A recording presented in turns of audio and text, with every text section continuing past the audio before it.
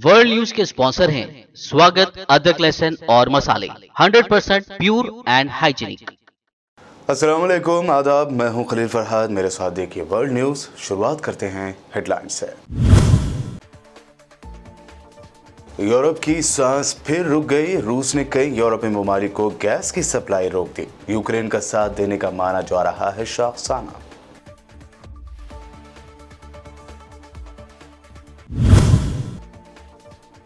Blade strategic forum में तुर्क वजीर खारजा की शिरकत। कहा, माजी में भी हुई खौफनाक जंगें, ये जंग भी आज या कल हो जाएगी खत्म।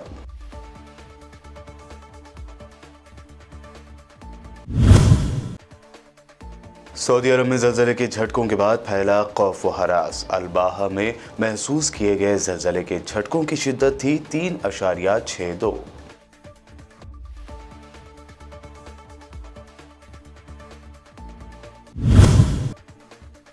रियासत आसाम में मदरसों के खिलाफ की जा रही बुलडोजर कार्रवाई पर तशवीश की लहर। योगी सरकार ने भी मांगी गैर तस्लीम शुदा मदरसों की तफसील। वारिस पठान ने कहा, पढ़ाई कर रहे हजारों बच्चों का क्या होगा। ममता बनर्जी की जानिब से आरएसएस की मुबैना तारीफ पर एमपी असदुद्दीन ओवैसी ने कहा, 2003 में भी ममता ने आरएसएस को देशभक्त तो जवाबन संघ ने उन्हें बताया था दुर्गा।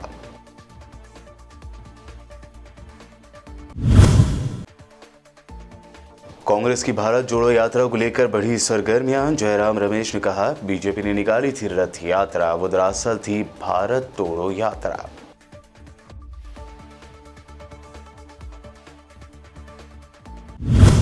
और पेश खबरों की तफसील। यूरोप को फिर एक मरतबा रूस ने परेशान करके रख दिया है। तफसीलात के मुताबिक रूस ने यूरोपीय ममालिक को गैस की सप्लाई फिर एक मरतबा रोक दी है। नॉर्ड स्ट्रीम 1 से गैस की सप्लाई कल बुध से 3 सितंबर तक बंद रहेगी। बहरे बाल्टिक के रास्ते जर्मनी को गैस की सप्लाई भी रोक दी गई है।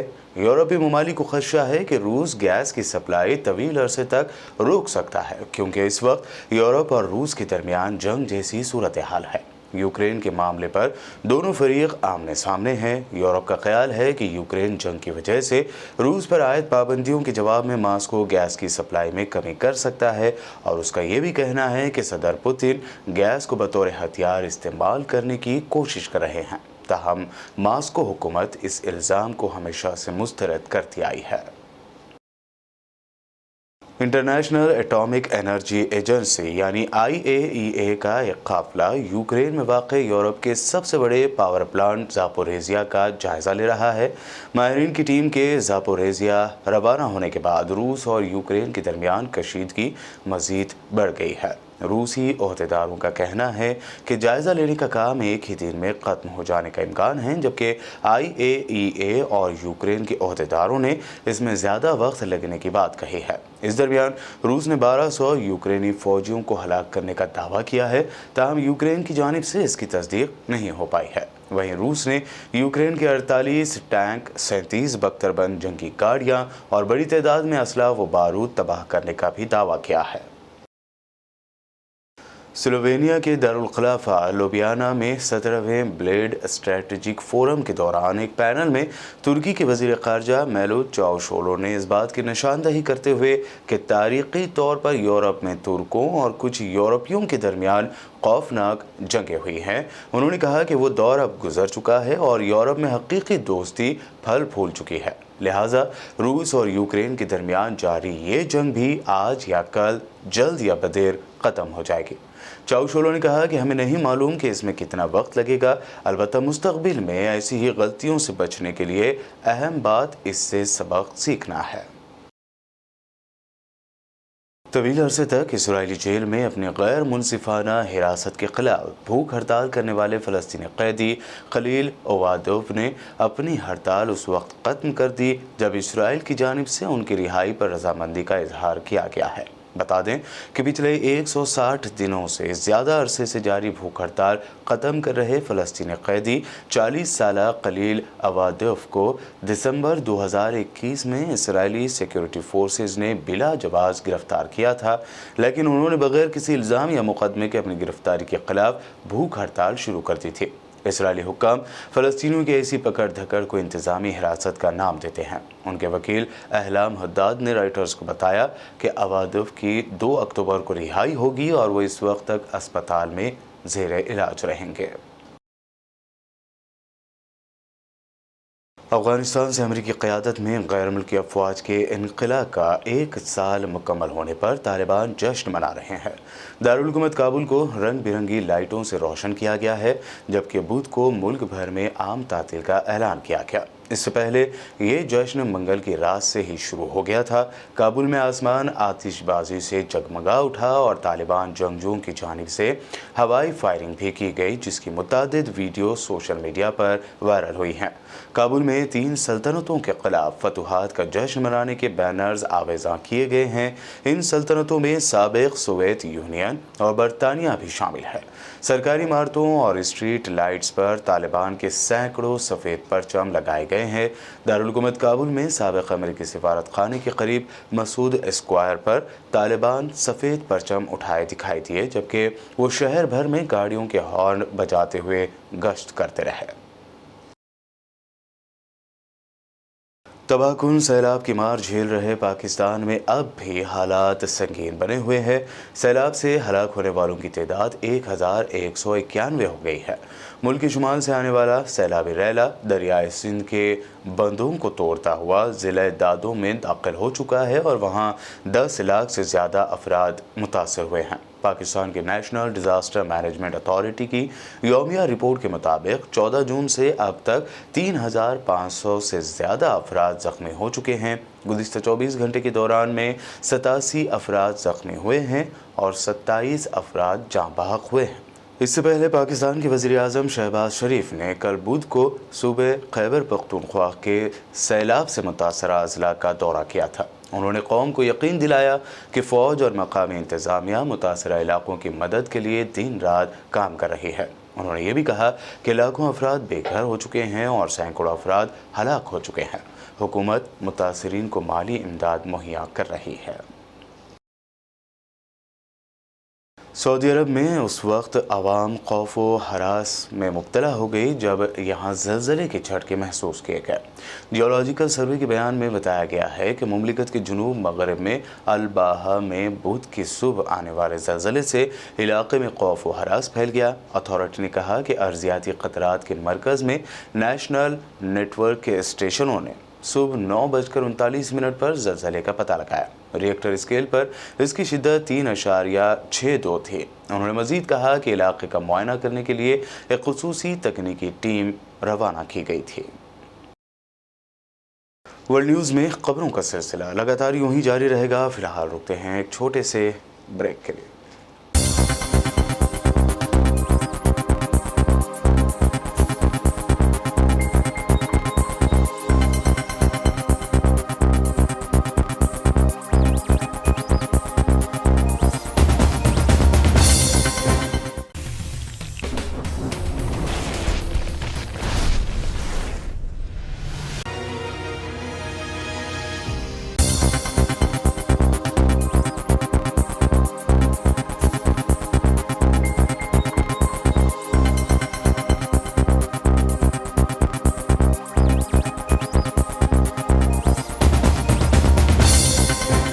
ब्रेक के बाद आपका दोबारा खैर मकदम है। आइए आगे बढ़ते हैं और अब देखते हैं मज़ीद अहम खबरें।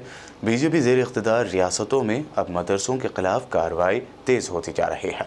टेरर लिंक का इल्ज़ाम लगाकर हालिया दिनों में आसाम में 3 मदरसों को मुनहदम कर दिया गया। दूसरी जानिब अपोजिशन की जानिब से आसाम की हेमंत बिस्वा शर्मा हुकूमत की जानिब से मदरसों के ख़िलाफ़ की गई इस कार्रवाई पर सवाल उठाए जा रहे हैं। इस दरमियान उत्तर प्रदेश में योगी आदित्यनाथ की हुकूमत ने भी मदरसों को लेकर तमाम ज़िला ओहदेदारों को हुक्म जारी किया है कि गैर तस्लीम शुदा मदरसों का सर्वे कराया जाए। योगी हुकूमत ने ज़िला ओहदेदारों से कहा है कि वह इस ज़मन में टीम बनाकर सर्वे कराए और रिपोर्ट ADM इंतज़ामिया को सौंपे। माना जा रहा है कि आसाम की तर्ज पर यूपी के भी गैर तस्लीम शुदा मदरसों के ख़िलाफ़ योगी सरकार कार्रवाई कर सकती है।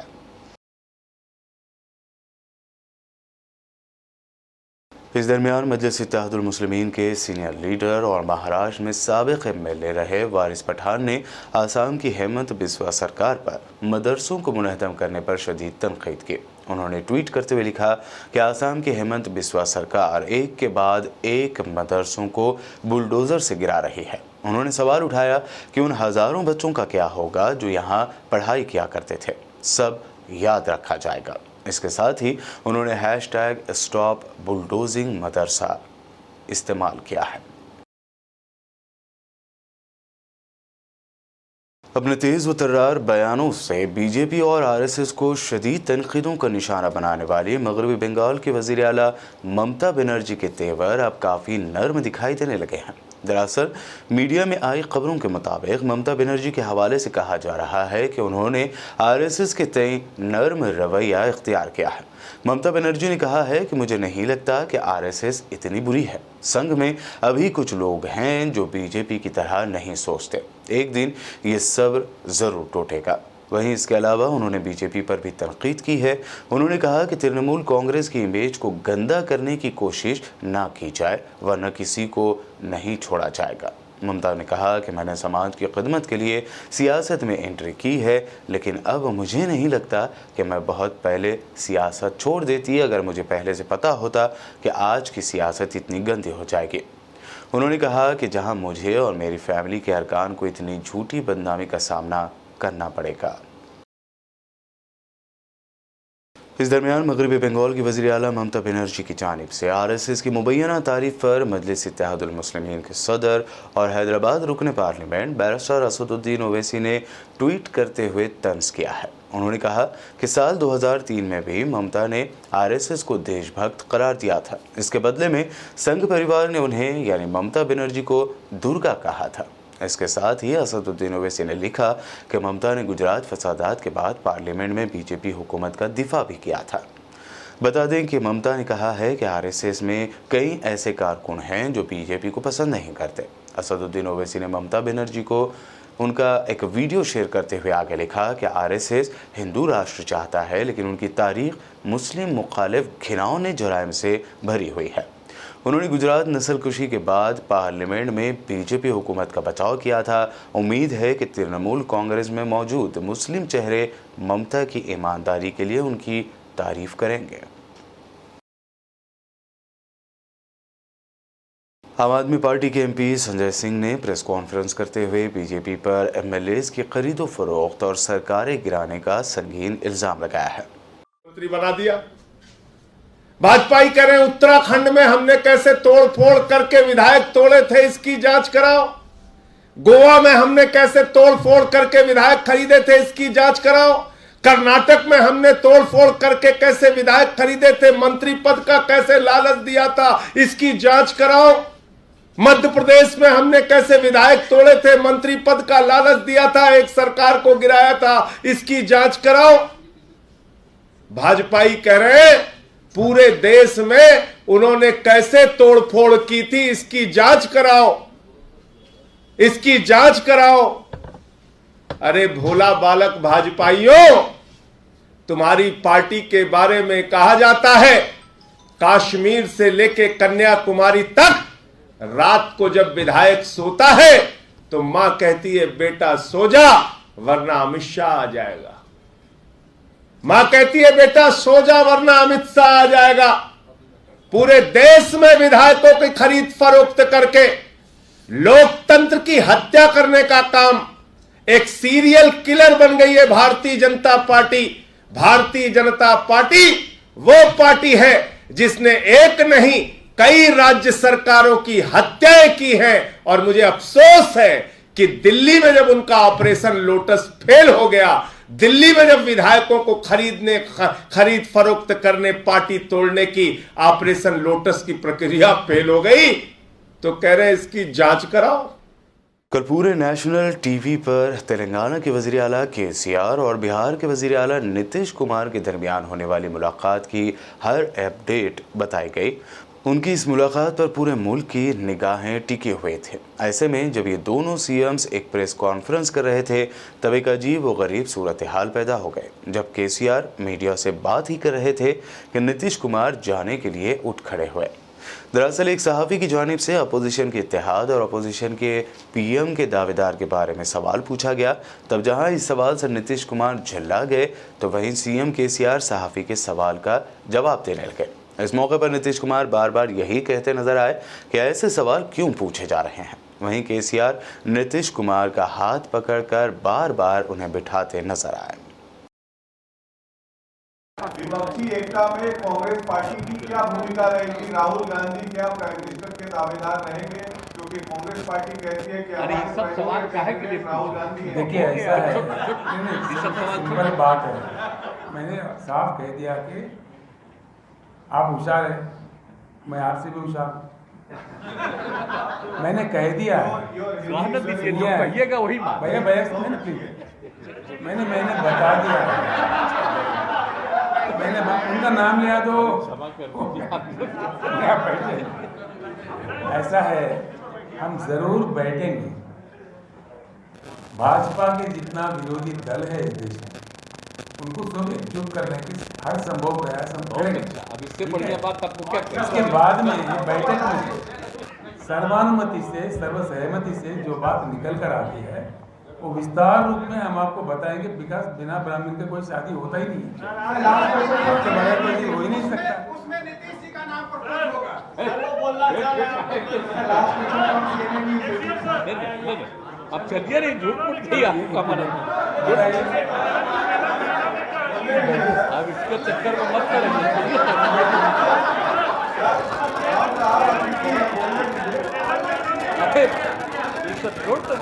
आप बैठिए ना, सबके बारे में कह रहे हैं कि सबको हम लोग यूनाइट करने की कोशिश करेंगे। हाँ हो गया, चलिए अरे ये कह रहे हैं कि सबको अपोजिशन को यूनाइट करने की कोशिश हम लोग करेंगे। तो हम लोगों की राय है, बात है, सबको मिलके करेंगे। इसलिए अभी क्या पूछ रहे हैं कि क्या होगा?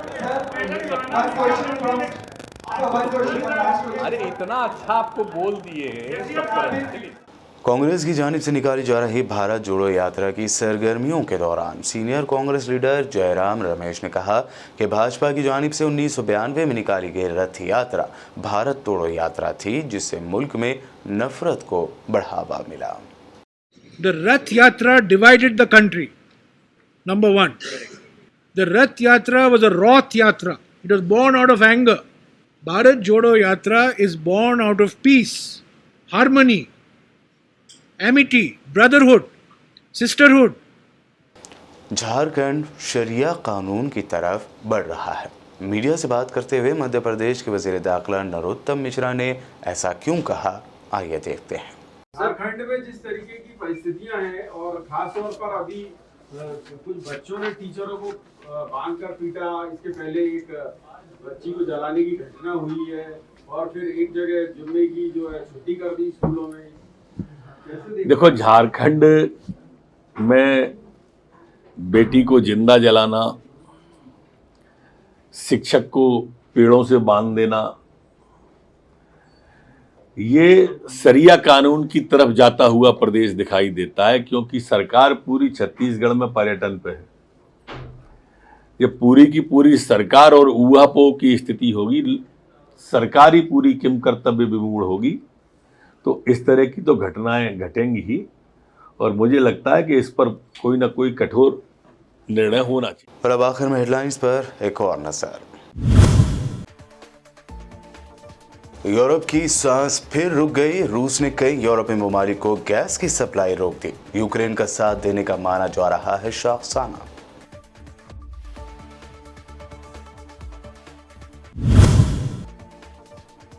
ब्लेड स्ट्रैटेजिक फोरम में तुर्क वजीर खारजा की शिरकत। कहा, माजी में भी हुई खौफनाक जंगें, ये जंग भी आज या कल हो जाएगी खत्म।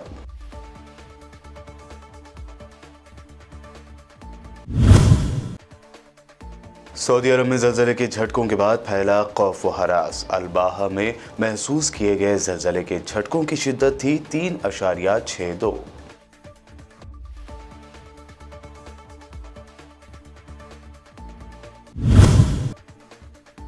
रियासत आसाम में मदरसों के खिलाफ की जा रही बुलडोजर कार्रवाई पर तशवीश की लहर। योगी सरकार ने भी मांगी गैर तस्लीम शुदा मदरसों की तफसील। वारिस पठान ने कहा, पढ़ाई कर रहे हजारों बच्चों का क्या होगा। ममता बनर्जी की जानिब से आरएसएस की मुबैना तारीफ पर एमपी असदुद्दीन ओवैसी ने कहा, 2003 में भी ममता ने आरएसएस को देशभक्त तो जवाबन संघ ने उन्हें बताया था दुर्गा।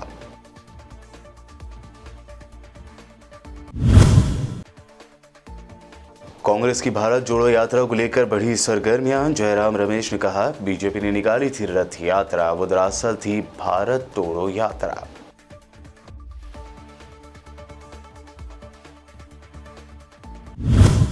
वर्ल्ड न्यूज में ये थी अब तक की अहम इंटरनेशनल और नेशनल न्यूज। देखते रहिए बीबीएन चैनल।